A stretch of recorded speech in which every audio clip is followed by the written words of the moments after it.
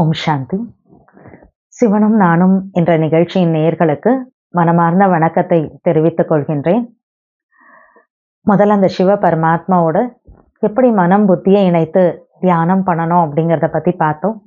அதுக்கப்புறமா இந்த சிவ பரமாத்மாவனுடைய மகா வாக்கியங்களை தினந்தோறும் நம்ம இப்போ கேட்டுட்ருக்கோம். ஸோ இன்றைய மகா வாக்கியங்களை கேட்கலாம் வாங்க.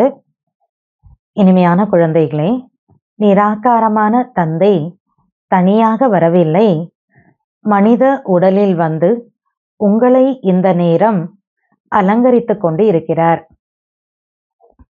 அதாவது பாபா சொல்றாங்க, இனிமையான குழந்தைகளே, நிராகாரமான தந்தை, ஆகாரம்னா உடல், அப்ப நிராகாரம்னா உடலற்றவர். இறைவன் பரமாத்மா எப்படி இருக்கார்? சிவன் ஜோதி ஸ்வரூபமாக இருக்கார். அதனால்தான் ஜோதிர்லிங்கம் அப்படின்னு கூட உலகத்துல சொல்றாங்க. அப்ப ஜோதி ஸ்வரூபமானவர், அவருக்கு தனக்குன்னு சொந்தமான உடல் கிடையாது. அப்ப அந்த உடலற்ற இறைவன் பரமாத்மா ஆத்மாவாகிய என்னுடைய அப்பாவா இருக்கார்.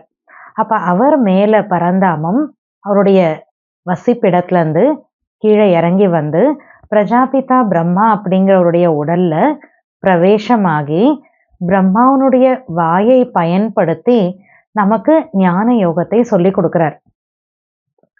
அதை கேட்டு யாரெல்லாம் வாழ்க்கையில தாரணை பண்றாங்களோ அவங்களுடைய ஆத்மா தூய்மையாகுது. ஆத்மால குணம் சக்திகள் நிறையுது. ஸோ அதை தான் பரமாத்மா என்ன சொல்றாருன்னா, பிரம்மா உடல்ல பிரவேசமாகி இந்த நேரத்துல உங்களை அலங்காரம் பண்ணிட்டு இருக்கேன்றார். அலங்காரம்னா உலகத்துல பிசிக்கலா இந்த உடலுக்கான தேகத்துக்கான அலங்காரத்தை பத்தி தான் ஞாபகம் வரும். ஆனா இங்க பரமாத்மா வந்து என்ன பண்றார்? பிரம்மா உடல்ல என்றாகி ஆத்மாவை அலங்காரம் பண்ணிட்டு இருக்கேன் அப்படின்றார்.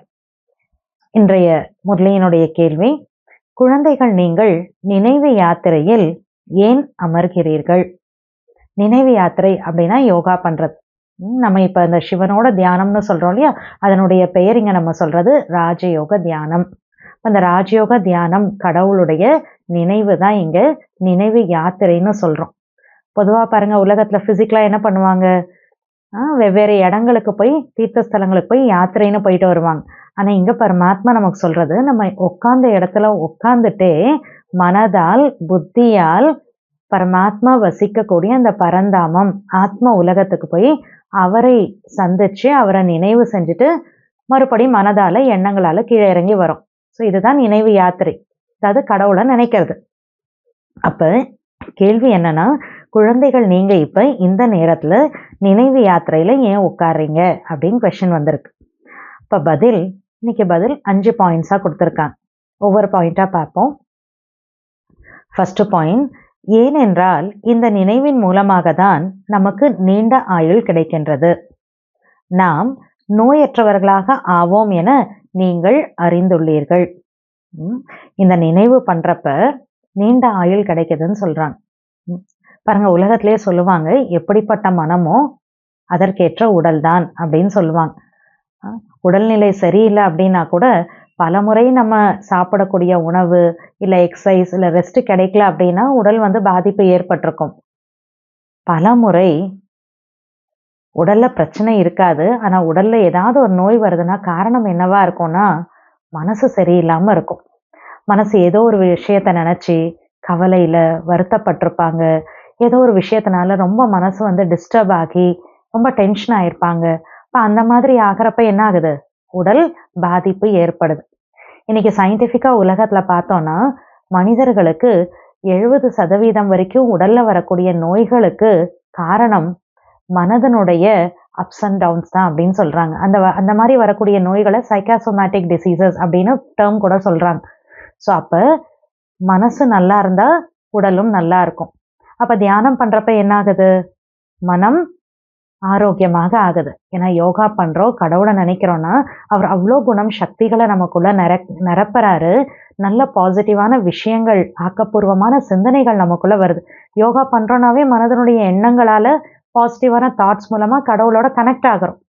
மீனிங் மனசு எப்படி இருக்கு? அப்ப ஆக்கப்பூர்வமான எண்ணங்களால நிறைஞ்சு இருக்கு. அப்ப மனசு நல்லா இருக்கு.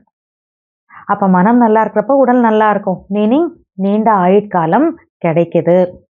அப்ப நோயற்றவர்களாக நம்ம ஆகிறோம் அப்படிங்கிறது உங்களுக்கு தெரியும். செகண்ட் பாயிண்ட், நினைவு செய்வதன் மூலமாக நம்முடைய பாவங்கள் நீங்கும். நாம் உண்மையான தங்கம் போல் ஆவோம். ஆத்மாவிலிருந்து ரஜோ தமோவின் அழுக்குகள் நீங்கி ஆத்மா சுத்தமாக ஆகிவிடும். அதாவது நினைவு செய்யறப்ப நம்மளுடைய பாவங்கள் நீங்கும்னு சொல்லப்படுது.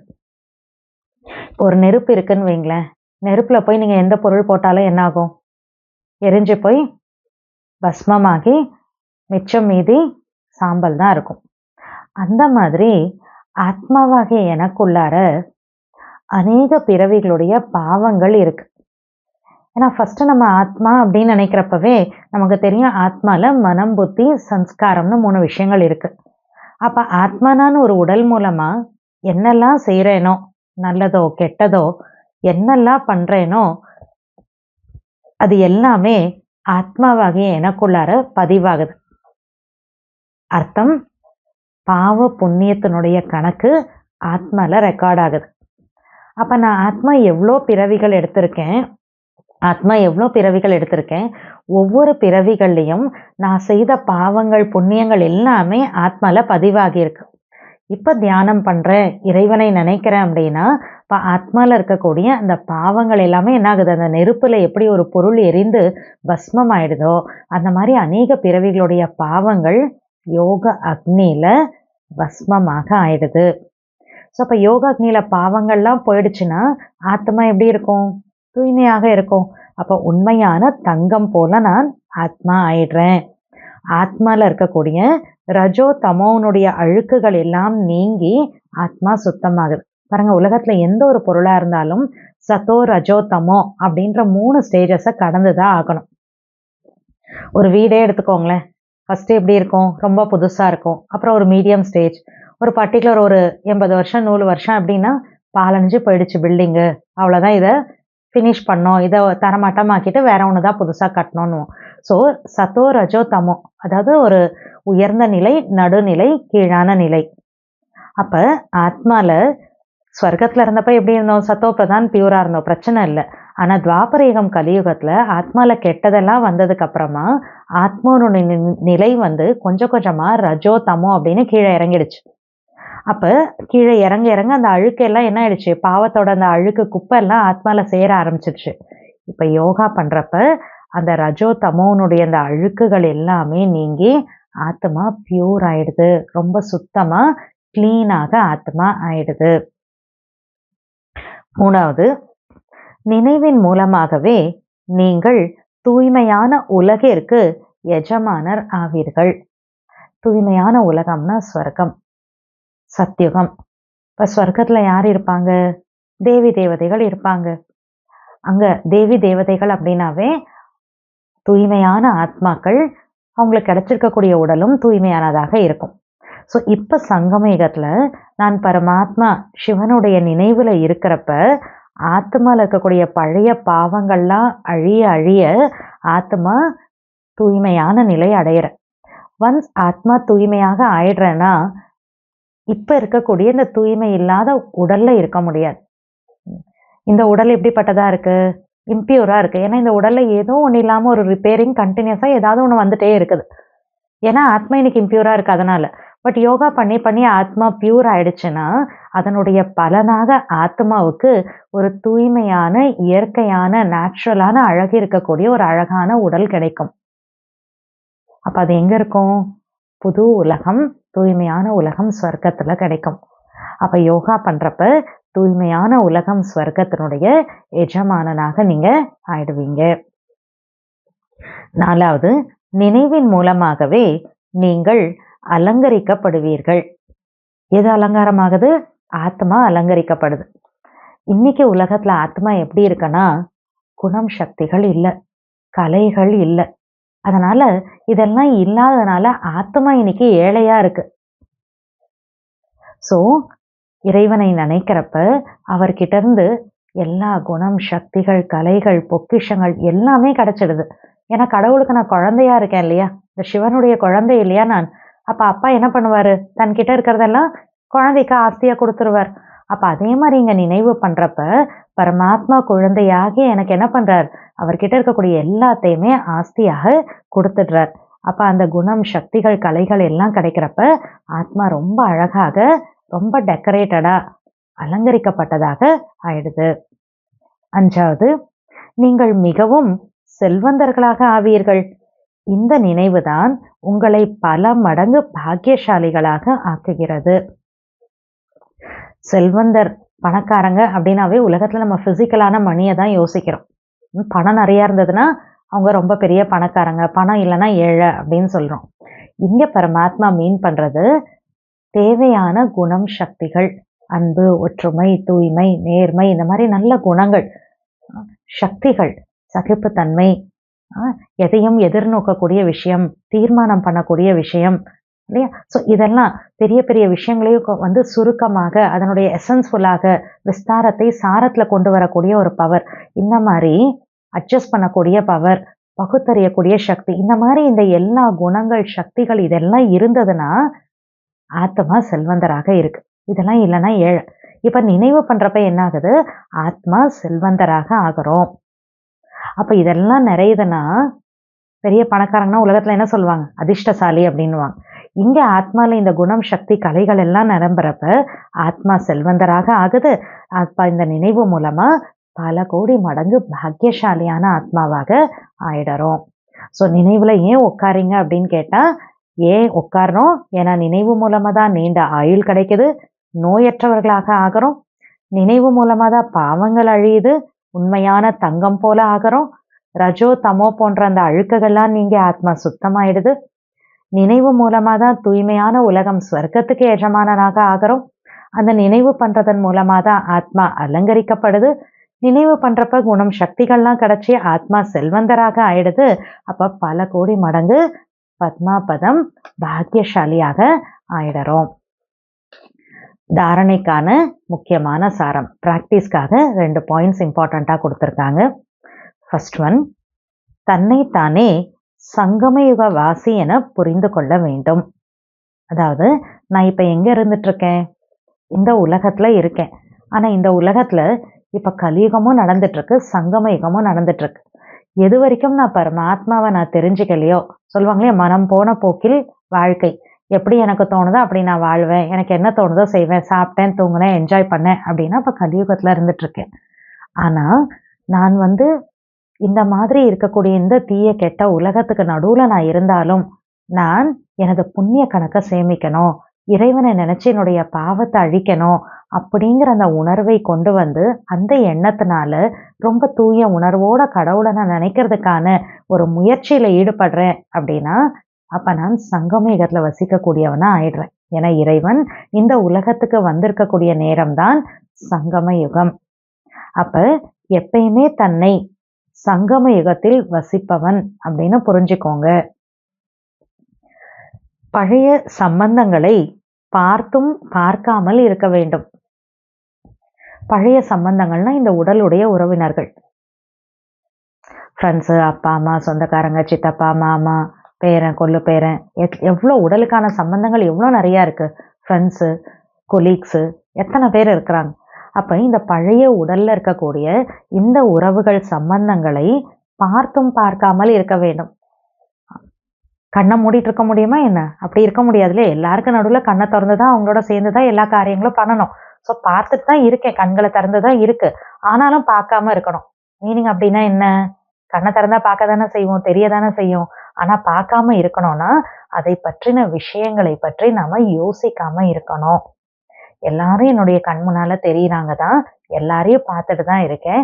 ஆனா யார் என்ன செஞ்சுட்டு இருக்காங்க, என்ன நடந்துட்டு இருக்கு, என்ன பண்ணிட்டு இருக்காங்க, ஸோ எல்லாருடைய பலவீனங்கள், அவர்கள் செய்யக்கூடிய விஷயங்களை பற்றி நான் யோசிக்காம இருக்கணும். அதுதான் பழைய சம்பந்தங்களை பார்த்தும் பார்க்காமல் இருக்க வேண்டும்.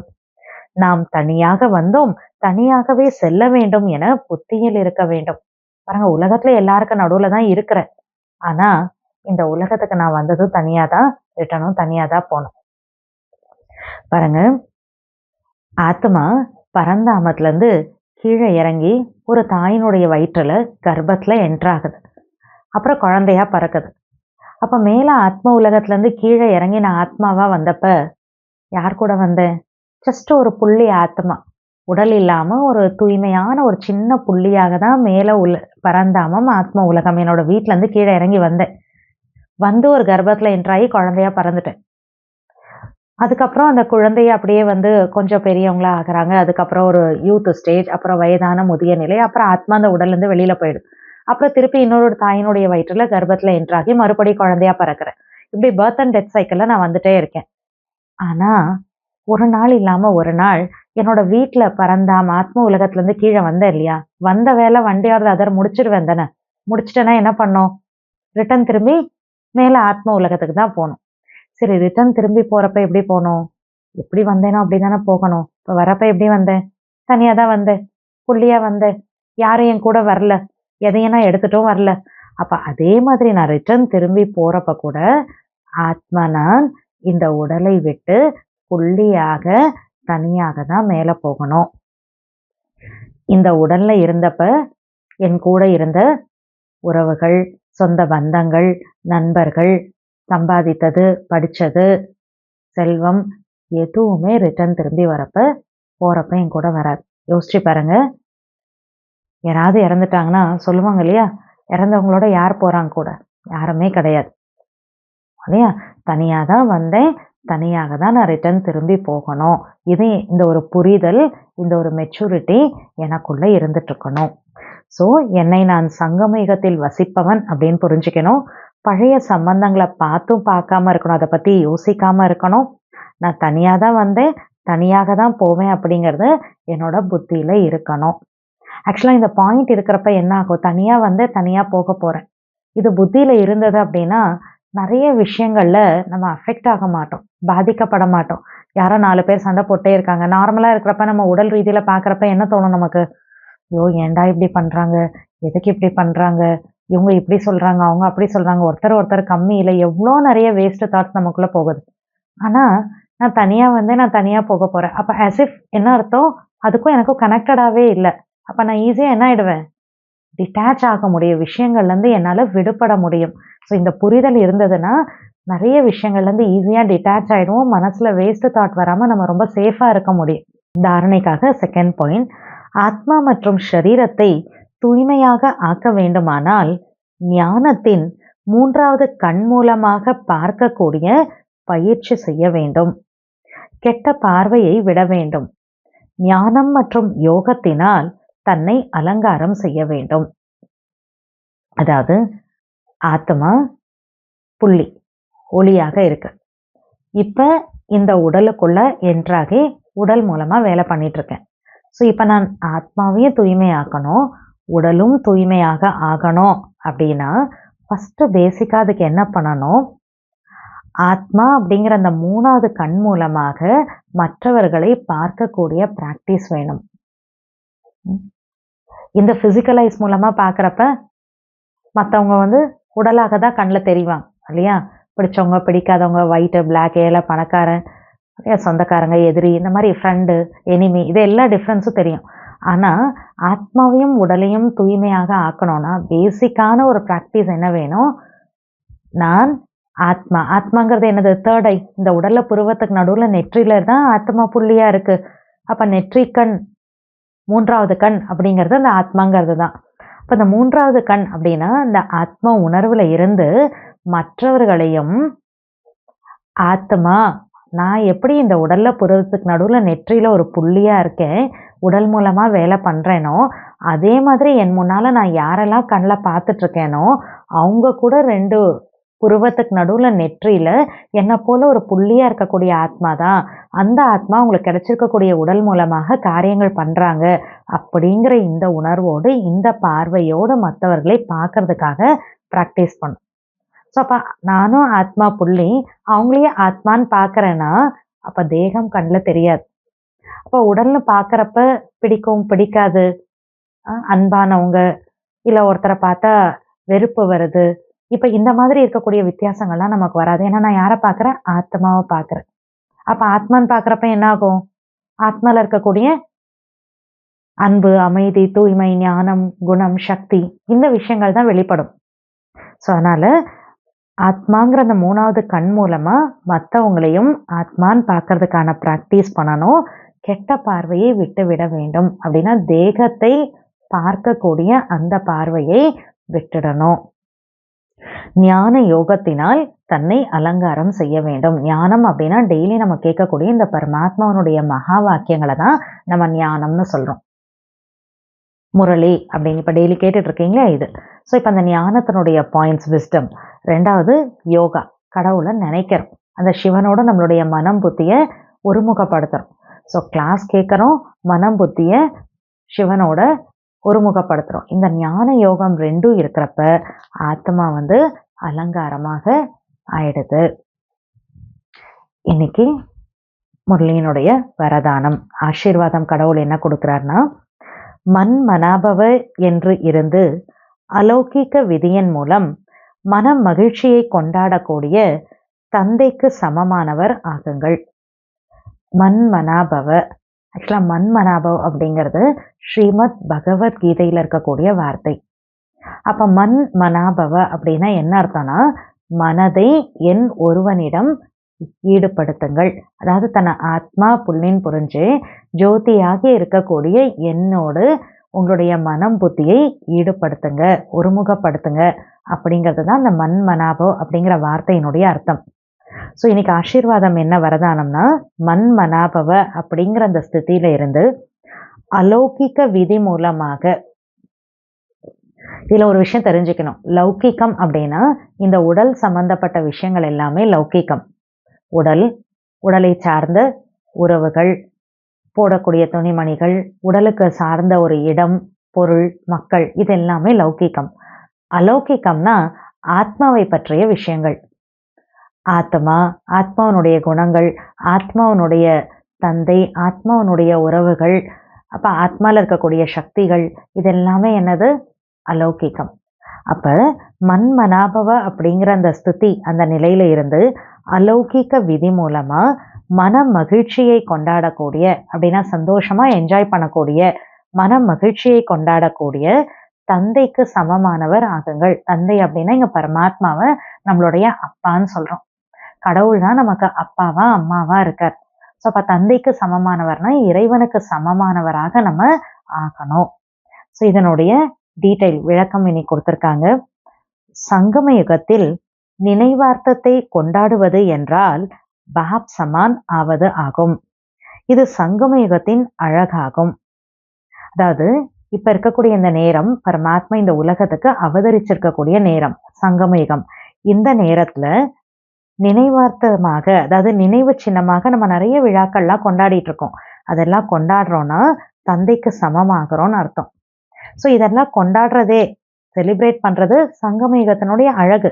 ஸோ பாபா என்ன சொல்றாங்கன்னா, நன்றாக கொண்டாடுங்கள், ஆனால் தந்தையின் சந்திப்பில் இருந்து கொண்டாடுங்கள். செலிப்ரேட் பண்ணோமா, தாராளமா நல்லா என்ஜாய் பண்ணுங்க, செலிப்ரேட் பண்ணுங்க. ஆனா பரமாத்மா அப்பாவனுடைய நினைவுல இருந்து நீங்க செலிப்ரேட் பண்ணுங்க. மன மகிழ்ச்சிக்காக மட்டும் கொண்டாடாதீர்கள், ஆனால் மன் மனாபவ என்று இருந்து மன மகிழ்ச்சி கொண்டாடுங்கள். அதாவது வெறும் சந்தோஷத்துக்காக மட்டும் ஜாலியா என்ஜாய் பண்ணோன்னு மட்டும் செலிப்ரேட் பண்ணாதீங்க.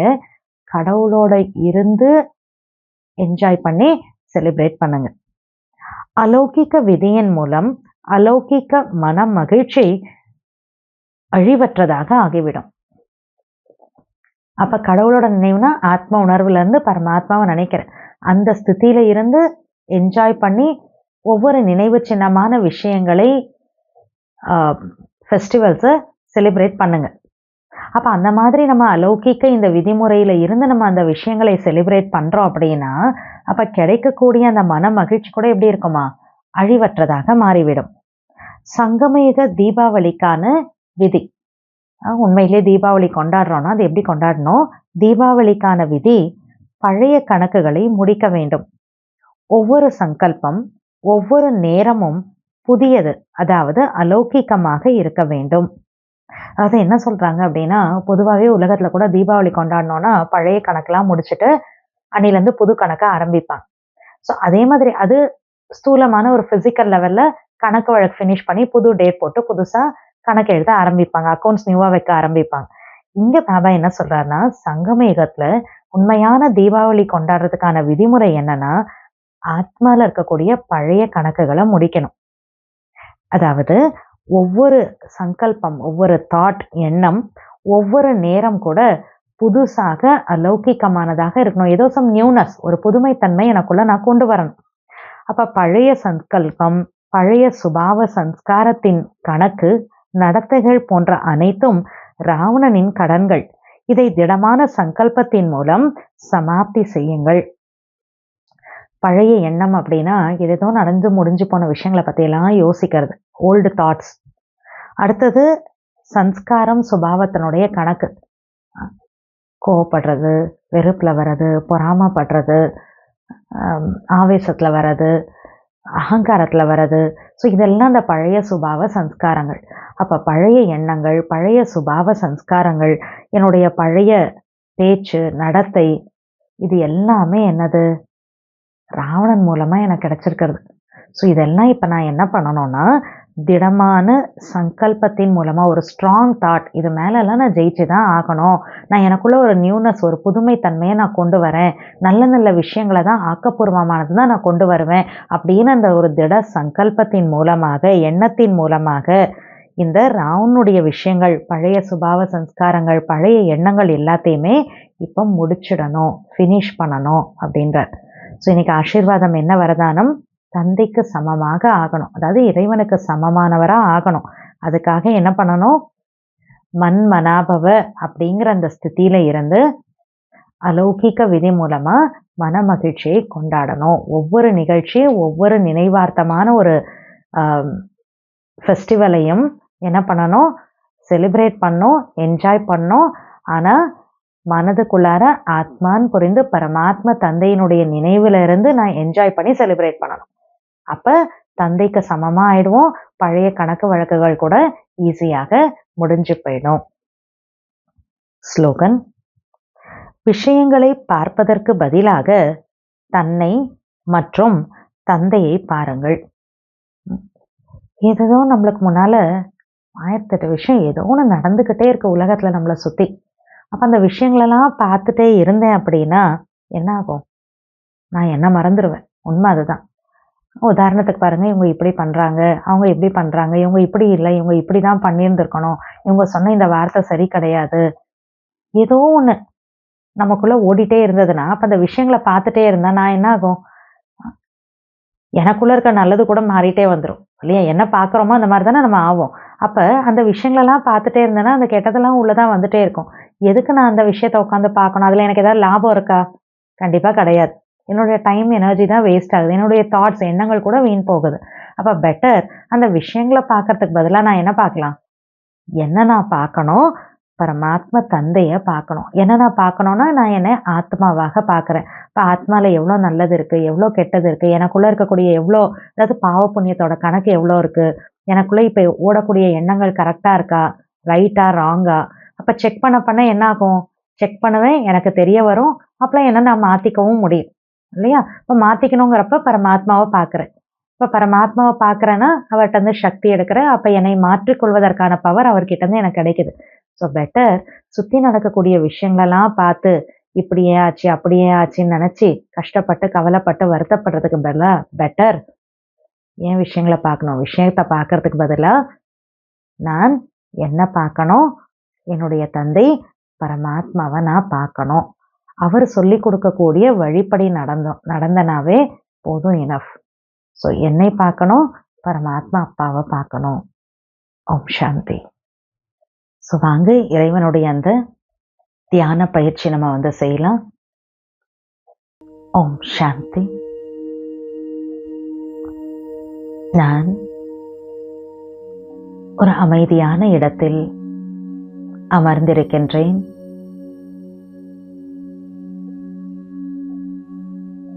இந்த உடல் என்னுடைய கண்ட்ரோல்ல இருக்கு. ரொம்ப கம்ஃபர்டபுளான பொசிஷன்ல உட்கார்ந்துருக்கேன். எனது மனம், புத்தியை என்னை சுத்தி இருக்கக்கூடிய, கண்ணில் தெரியக்கூடிய அனைத்து பொருட்கள், மனிதர்கள் எல்லார்கிட்ட இருந்து மெதுமெதுவாக விலக்கிக் கொள்கின்றேன். சுற்றி இருக்கும் சப்தத்திலிருந்தும் என்னை விலக்கிக் கொள்கின்றேன். எனது கவனம் என் மீது இருக்கின்றது.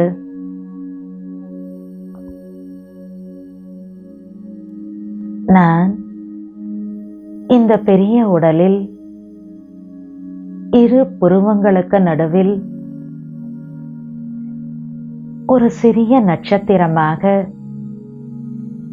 ஒளி வீசிக் கொண்டிருக்கின்றேன்.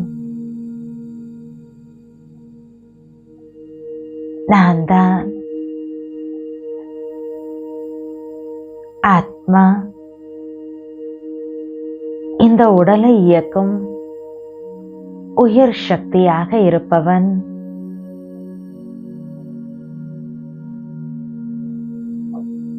நான் ஆத்மா. நெற்றியில் அமர்ந்து இந்த உடல் உறுப்புகளை பயன்படுத்தி என்னுடைய ஒவ்வொரு காரியங்களையும் செய்து கொண்டிருக்கின்றேன். எனினும் இந்த உடல் வேறு, ஆத்மா உயிர் சக்தி ஆகிய நான் வேறு. இந்த ஒரு புரிதலோடு ஆத்மா நெற்றியிலிருந்து மெதுவாக மேல பறக்க ஆரம்பிக்கிறேன். மனக்கண்கள்ல ஒரு தெளிவான காட்சியாக பார்க்கிறோம். ஆத்மா புருவ மத்தியிலிருந்து மெதுவாக மேல போக ஆரம்பிக்குது. நான் உட்கார்ந்து இருக்கக்கூடிய வீட்டில் மேல கூரையை தாண்டி மேல ஆகாயத்தை நோக்கி பறந்துட்டே இருக்கு. வெண்மையான மேக கூட்டங்கள் அது எல்லாத்தையுமே தாண்டி சூரியன், சந்திரன், நட்சத்திர மண்டலங்கள் எல்லாத்தையும் தாண்டி சின்ன புள்ளின ஆத்மா மேல போயிட்டே இருக்கேன்.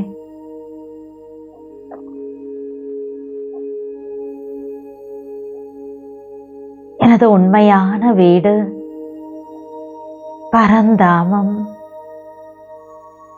ஆத்ம உலகத்துக்குள்ளார வந்துடுறேன்.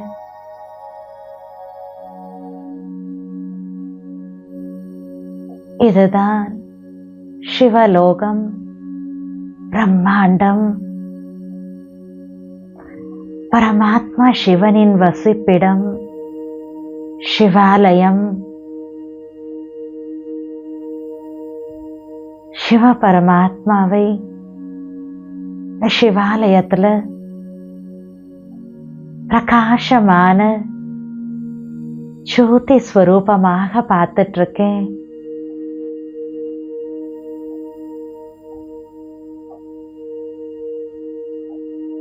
அவருக்கு முன்னால ஆத்மானா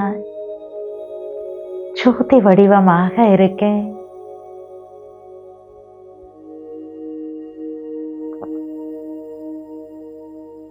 சிவன் உருவத்தில் ஜோதியாக இருந்தாலும் குணம் சக்திகள் எல்லாத்துலயுமே கடல் போல நிறைஞ்சு இருக்கார். சூரியனை போல சிவ பரமாத்மா தன்னுடைய சக்தியின் அதிர்வலைகளை ஒளி கிரணங்களாக சிவாலயம் முழுக்க பரப்பிட்டே இருக்கார். அவர் ஞான சூரியன். அவருடைய சக்தி வாய்ந்த அந்த ஒளி கிரணங்கள் அவர் குழந்தையாகிய என் மேல வந்து விழுந்துட்டே இருக்கு.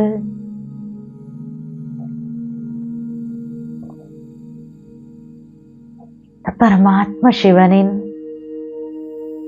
சக்தி வாய்ந்த ஒளி கதிர்களால ஆத்மா நான் நிறைஞ்சிட்டே இருக்கேன். இறைவனின் சக்தி அடைய அடைய ஆத்மாவாகி எனக்குள்ள இருக்கக்கூடிய அநேக பிறவிகளின் பாவங்கள் பஸ்மமாகுது. நான் ஆத்மா உண்மையான தங்கம் போல ஜொலிக்க ஆரம்பிக்கிறேன். சுத்தமான தூய்மையான வைரம் போல மின்ன ஆரம்பிக்கிறேன். பரமாத்மா சக்தி வாய்ந்த ஒளி கதிர்களால அனைத்து குணங்கள் சக்திகளை எனக்குள்ளார நிரப்புறார். ஆத்மானா அன்பு, அமைதி, தூய்மை எல்லா பொக்கிஷங்களால நிறைஞ்சிட்டே இருக்கேன்.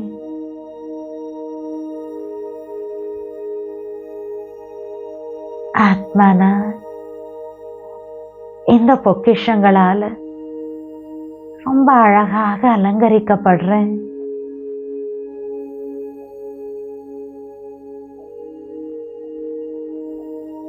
பரமாத்ம சக்திகளை அடைந்து ரொம்ப திருப்தி ஆயிடுறேன்.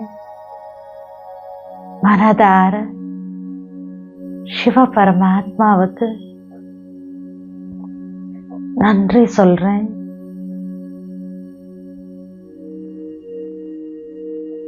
மெதுவாக சிவாலயத்திலிருந்து ஒளி புள்ளியாக கீழே இறங்க ஆரம்பிக்கிறேன்.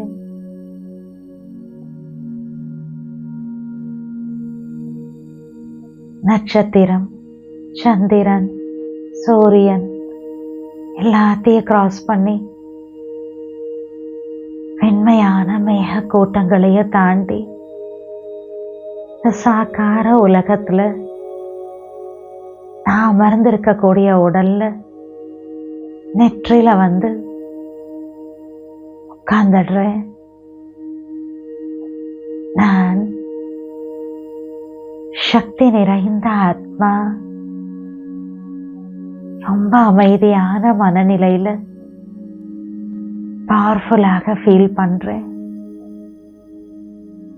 எனது மனநிலை ரொம்ப லேசா இருக்கு. அழகான ஒளியாக நெற்றியில பிரகாசமாக ஜொலிச்சிட்டு இருக்கேன். நான் அழிவற்ற ஆத்மா, பரமாத்ம சிவனின் குழந்தை. ஓம் சாந்தி. ஓம் சாந்தி. இன்றைய முரளியின் சாரம்: இறைவன் சிவன் பிரம்மாவின் மனித உடலில் வந்து ஞானம் மற்றும் யோகத்தை நமக்கு கற்றுக் கொடுக்கிறாரு. நினைவு யாத்திரை அப்படின்னா ஆத்மாவாகிய நாம் மனம் மற்றும் புத்தியின் மூலம் நம்முடைய வீடாகிய பரந்தாமத்திற்கு போய் நம்முடைய தந்தையாகிய சிவ பரமாத்மாவை நினைவு செய்வது. நினைவின் மூலமாக நீண்ட ஆயுள் கிடைக்குது. நம்ம நோயற்றவர்களாக ஆகிறோம். ஏன்னா தியானத்தின் மூலம் மனம் ஆரோக்கியமாக ஆகுது, அதன் மூலம் உடலும் ஆரோக்கியமாக ஆகின்றது. நினைவின் மூலம் நம்முடைய பாவங்கள் நீங்கி உண்மையான தங்கமாக ஆகிறோம். ஆத்மா மற்றும் உடலை தூய்மையாக ஆக்கணும் அப்படின்னா ஞானத்தின் 3வது கண் மூலமாக நம்ம பார்க்கணும். ஞானம் மற்றும் யோகத்தினால் ஆத்மாவாகிய தன்னை அலங்காரம் செய்யணும். மன்மனா பவ, அதாவது மனதால என் ஒருவனை மட்டும் நினைவு செய்யுங்க அப்படின்னு பரமாத்ம தந்தை சிவன் நமக்கு சொல்றாரு. இதன் மூலம் நம்முடைய மன மகிழ்ச்சி அழிவற்றதாக ஆகிடுது. ஓம் சாந்தி.